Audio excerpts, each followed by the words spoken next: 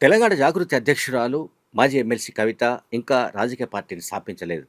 రాజకీయ పార్టీని త్వరలో స్థాపించబోతున్నారు. ఈలోగా జరిగిన మున్సిపల్ ఎన్నికల్లో ఆల్ ఇండియా ఫార్వర్డ్ బ్లాక్‌తో కలిసి పోటీ చేసిన చోట పోటీ చేసిన ప్రాంతాల్లో ఆహ్, అలంపూర్ జిల్లాలో, జోగులాంబ గద్వాల జిల్లాలో ఒక మున్సిపాలిటీని, వడ్డేపల్లి మున్సిపాలిటీని ఆల్ ఇండియా ఫార్వర్డ్ బ్లాక్ అంటే ఆ పార్టీకి చెందిన సింహం గుర్తుతో పోటీ చేసిన కవిత అనుచరులు, కవిత మద్దతుదారులు గెలవడం అనేది ఇప్పుడు తెలంగాణ రాజకీయాల్లో ఒక హాట్ టాపిక్‌గా మారింది. కవితకు సంబంధించిన మద్దతుదారులు, కవిత అభిమానులు పోటీ చేసి ఈ మున్సిపాలిటీని కైవసం చేసుకోవడం అనేది చిన్న విషయం కాదు. ఎందుకంటే ఆమె బోణి కొట్టినట్లే. తెలంగాణ రాజకీయాల్లో కవిత తెలంగాణ రాజకీయాల్లో కవిత తనకంటూ ఒక స్థానాన్ని అంటే అది ఎంత స్థానం ఉంటుంది ఏమిటి అంటే నెక్స్ట్ మూడేళ్ల తర్వాత జరిగే ఎలక్షన్స్‌లో ఆమె ప్రభావం ఎంతుంటుంది? ఆమె రాజకీయ పార్టీ పెడితే ఆ పార్టీ సక్సెస్ అవుతుందా? విఫలమవుతుందా? లేకుంటే ఆమె ఆహ్, స్థాపించబోయే పార్టీ ఎవరికి నష్టం కలిగిస్తుంది ఏమిటది అది డిఫరెంట్ ఇష్యూ. బట్ మున్సిపల్ ఎన్నికల్లో ఆల్ ఇండియా ఫార్వర్డ్ బ్లాక్‌తో కలిసి పోటీ చేసి ఒక కాన్స్టిట్యుయెన్సీలో అలంపూర్ కాన్స్టిట్యుయెన్సీలోని వడ్డేపల్లి మున్సిపాలిటీని కైవసం చేసుకోవడం చిన్న విషయం కాదు. అండ్ ఇందులో మొత్తం 10 వార్డులుంటే 8 వార్డులను ఆల్ ఇండియా ఫార్వర్డ్ బ్లాక్ కైవసం చేసుకుంది. ఆల్ ఇండియా ఫార్వర్డ్ బ్లాక్ తరపున పోటీ చేసిన కవిత మద్దతుదారులు తిరుగులేని మెజార్టీ సాధించారు. ఇక్కడ కాంగ్రెస్, బీఆర్ఎస్ 2 పార్టీలను కూడా సింహం గుర్తు వణికించినట్లుగా మనకు తాజా పరిస్థితి కనిపిస్తోంది. అలాగే అలంపూర్ గడ్డ, సింహం అడ్డ అంటూ పెద్ద ఎత్తున నినాదాలు చేస్తూ వడ్డేపల్లి వీధుల్లో కవిత మద్దతుదారులనండి, కవిత అభిమానులనండి, అనుచరులనండి వాళ్ళందరూ కూడా భారీ ఎత్తున సంబరాలు కూడా జరుపుకున్నారు. అలాగే బీఆర్ఎస్ పార్టీలో వడ్డేపల్లి ప్రాంతానికి సంబంధించిన వడ్డేపల్లి మున్సిపాలిటీకి చెందిన ఆ మున్సిపల్ పరిధిలోని ఒక సీనియర్ నాయకుడు, ఆయన పేరు శ్రీనివాస్. ఆయన ఫార్వర్డ్ బ్లాక్ తరపున అంటే ఆయన కవిత పార్టీలో చేరారు. అంటే కవిత స్థాపించబోయే పార్టీలో ఆయన చేరుతున్నట్టుగా మనం అర్థం చేసుకోవాలి. సో, కవిత మద్దతుదారుడుగా ఆయన ఆల్ ఇండియా ఫార్వర్డ్ బ్లాక్ తీర్థం తీసుకొని అంటే ఆ టికెట్ పైన ఆయన పోటీ చేశాడు. సో, ఈ ఈ ఈ మున్సిపాలిటీని కల్వకుంట్ల కవిత గెలవడం అనేది అది నేను ఇంతకు చెప్పినట్టుగా బోణిగా కూడా భావించొచ్చు.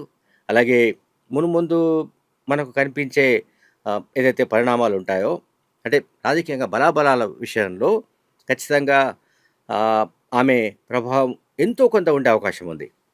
ఆమె అంటే మరీ పూర్తిగా తీసి పారేసే విధంగా కవిత రాజకీయాలు ఉండే అవకాశం లేదు. కవిత ఏర్పాటు చేయబోయే పార్టీ ఖచ్చితంగా అది బీఆర్ఎస్ పార్టీకి ఇబ్బంది కలిగించే విధంగా ఉంటుందని కూడా మనం అనుకోవచ్చు. అలాగే ఆమెను పార్టీ నుంచి బయటకు గెంటి వేయడానికి ముందు బీఆర్ఎస్ పార్టీకి చెందిన మేధావి, బీఆర్ఎస్ పార్టీ నాయకుడు వి. ప్రకాష్ ఏమన్నారో ఒకసారి చూద్దాం. తెలంగాణకు కవిత కావాలి.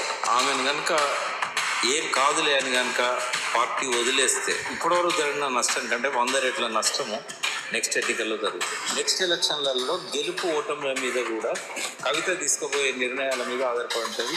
ఓకే, అంటే కవితను పార్టీ సస్పెండ్ చేయడానికి ముందు వి. ప్రకాష్ చేసిన వ్యాఖ్యలు ఇవి. అంటే ఖచ్చితంగా బీఆర్ఎస్ పార్టీకి నష్టం కలిగిస్తుంది ఒకటి, గెలుపోటములను ప్రభావితం కూడా చేస్తుంది. ఇది నెక్స్ట్ అసెంబ్లీ ఎలక్షన్స్లో. సో దానికి సంబంధించిన శాంపిల్ మనం ఇప్పుడు చూసాం ఇది ఈ పర్టికులర్ ఎపిసోడ్లో. ఎందుకంటే అదేమీ చిన్న విషయం కాదు. నేను ముందే పదే చెప్తున్నాను. మున్సిపల్ ఎన్నికల్లో కూడా పోటీ చేసి తన సత్తా ఏమిటో ఒక్క మున్సిపాలిటీలో చూపించడం కూడా అది చిన్న విషయం కాదని మనం అర్థం చేసుకోవాలి. అలాగే తాజాగా ఆమె తెలంగాణ ఉద్యమకారుల ఆత్మగౌరవ సభ పేరిట జరిపిన బహిరంగ సభలో కవిత మాట్లాడుతూ చాలా విషయాలు మాట్లాడారు. ఆమె చెప్పింది ఏంటంటే అహంకారంతోనే బీఆర్ఎస్ పార్టీ ఓడిపోయింది. క్లియర్గా ఆమెకు ఒక స్టేట్మెంట్ ఇచ్చింది. అహంకారంతోనే బీఆర్ఎస్ పార్టీ ఓటమి పాలైంది. తర్వాత గతంలో ఉద్యమకారులకు బహుశా తెలంగాణ రాష్ట్రం వస్తే తమకు ప్రాధాన్యం లభిస్తుందనో, తమకు సముచిత గౌరవం లభిస్తుందనో, ఆత్మగౌరవం ఉంటుందనో వాళ్ళు భావించారు. కానీ ఆ 10 ఏళ్ల కాలంలో కేసీఆర్ ముఖ్యమంత్రిగా ఉన్న 10 ఏళ్ల కాలంలో తెలంగాణ ఉద్యమకారులకు ఎందుకు అన్యాయం చేశారు? ఎందుకు నిర్లక్ష్యం చేశారు? ఎందుకు తెలంగాణ ఉద్యమకారులను మీరు పక్కన పెట్టారని కూడా ఆమె సూటిగా టీఆర్ఎస్ పార్టీ అధ్యక్షుడు తన తండ్రి మాజీ ముఖ్యమంత్రి కేసీఆర్ను కూడా ఆమె ప్రశ్నించారు. అలాగే తాను త్వరలో పెట్టబోయే పార్టీ ఫక్త్ రాజకీయ పార్టీ కాదని చెప్పింది ఆమె. ఇక్కడ ఈ పాయింట్ చాలా ముఖ్యమైన పాయింట్. అంటే తమది తెలంగాణ అస్తిత్వ రాజకీయ పార్టీగా ఆమె క్లెయిమ్ చేశారు. తెలంగాణ అస్తిత్వ రాజకీయ పార్టీగా ఆమె క్లెయిమ్ చేస్తున్నారు. ఇది తాను స్థాపించబోయే పార్టీ. అయితే ఇక్కడ ఆయన చెప్తున్నది ఏమిటంటే తన రాజకీయ పార్టీ, తాను పెట్టబోయే పార్టీ అది ఫక్త్ రాజకీయ పార్టీ కాదు అని చెప్తున్నారు. అంటే ఈ పార్టీ, తాను స్థాపించబోయే పార్టీ తెలంగాణ ఉద్యమకారుల పార్టీ అని, సామాజిక న్యాయం, బీసీలకు సముచిత వాటా, తగిన న్యాయం జరిగే విధమైన డిమాండ్, వీటన్నిటి ఆ, ఆ, దాంతో వీటన్నిటి సమీకరణాలతోనే, వీటన్నిటి ఎజెండాతోటే తన పార్టీ ఉంటుందని కూడా కవిత ఆ సభలో ప్రకటించారు. అంటే ఇక్కడ మనం అర్థం చేసుకోవాల్సి ఏమిటంటే, ఒకటి, గతంలో తెలంగాణ ఉద్యమకారులను బీఆర్ఎస్ హయాంలో పూర్తిగా విస్మరించారు. కేసీఆర్ నిర్లక్ష్యం చేశారు.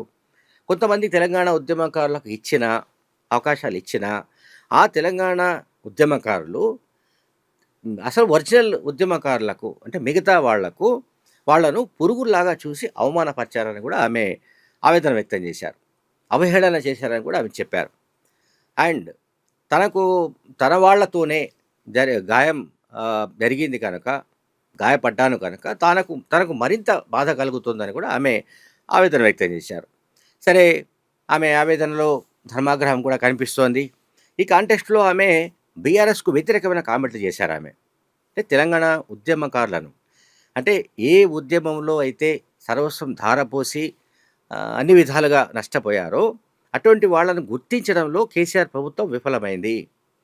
అట్లాగే ఉద్యమకారులను చాలా చిన్న చూపు చూశారు. ఉద్యమకారులకు ఎక్కడ కూడా వాళ్లకు కావాల్సిన న్యాయమైన హక్కులు కానీ, లేకపోతే ఇతరత్ర అంశాలు కానీ ఏవి కూడా చేయలేదు.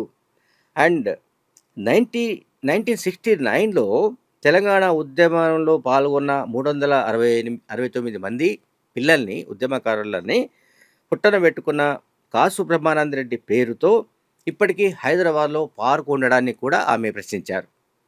అంటే మనకు కాసు బ్రహ్మానందరెడ్డి పార్క్ అంటే కేబీఆర్ పార్క్ అనేది ఎంత పాపులరో మనకు తెలుసు బంజారాహిల్స్లో. సో కేబీఆర్ పార్క్ అంటే కేబీఆర్ పేరిట ఇంకా ఉండడాన్ని కూడా ఆమె వ్యతిరేకిస్తుంది, ఆక్షేపిస్తుంది.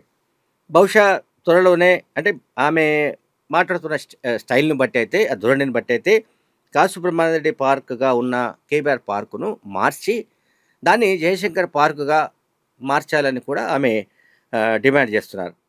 అండ్ స్వరాష్ట్రంలో మనవాడే మనల్ని పురుగులుగా చూడడం వల్ల తీవ్ర అవమానాలకు గురైనట్లుగా కూడా కవిత చెప్పారు. అండ్ తెలంగాణ ఉద్యమాన్ని కించపరిచిన వాళ్లను, తెలంగాణ ఉద్యమంలో సంబంధం లేని వాళ్లను కేసీఆర్ హక్కున చేసుకున్నారని, వాళ్లకు ఎక్కువ పెద్ద ఎత్తున ప్రాధాన్యం ఇచ్చారని కూడా ఆమె విమర్శలు గుప్పించారు. అదే తెలంగాణ ఉద్యమ సమయంలో ఎవరైతే తెలంగాణ ఉద్యమకారులను పరిగెత్తించి కొట్టారో అటువంటి వాళ్లను కూడా కేసీఆర్ తన పక్కన చేర్చుకున్నారు అని ఈ మాటలన్నీ ఎందుకు ఆమె చెప్తుందంటే, ఫక్త్ రాజకీయ పార్టీ అని కేసీఆర్ 2014లో తెలంగాణ రాష్ట్రం ఏర్పడిన తర్వాత కేసీఆర్ చేసిన స్టేట్మెంట్ అది. ఇకపై మా పార్టీ ఫక్త్ రాజకీయ పార్టీ అని అన్నాడు ఆయన. అందువల్ల ఫక్త్ రాజకీయ పార్టీలో అంటే రాజకీయ పార్టీల జనరల్గా రాజకీయ పార్టీలలో వచ్చే లక్షణాలన్నీ కూడా ఆ పార్టీకి వచ్చాయి. అంటే ఫిరాయింపుదారులను ప్రోత్సహించడం కానీ, లేకపోతే ఇతరత్ర రాజకీయ పార్టీలు చేసే వ్యవహారాలన్నీ కూడా ఈ పార్టీకి కూడా సోకాయి. ఎవరికి? టీఆర్ఎస్ పార్టీకి. సరే, అది ఇప్పుడు బీఆర్ఎస్ కూడా మారింది అనుకోండి. సో ఇప్పుడు కవిత ఆర్గ్యుమెంట్ ఏంటంటే, మా పార్టీ ఫక్త్ రాజకీయ పార్టీ కాదు అని చెప్తోంది. అంటే ఖచ్చితంగా తెలంగాణ ఉద్యమంలో పాల్గొన్న వాళ్లకు, తెలంగాణ ఉద్యమంతో సంబంధం ఉన్న వాళ్లకు ఆమె ప్రాధాన్యం ఇవ్వదలుచుకున్నట్టుగా, రాజకీయ పార్టీలు ప్రాధాన్యం ఇవ్వదలుచుకున్నట్టుగా మనం అర్థం చేసుకోవచ్చు. Thank you very much.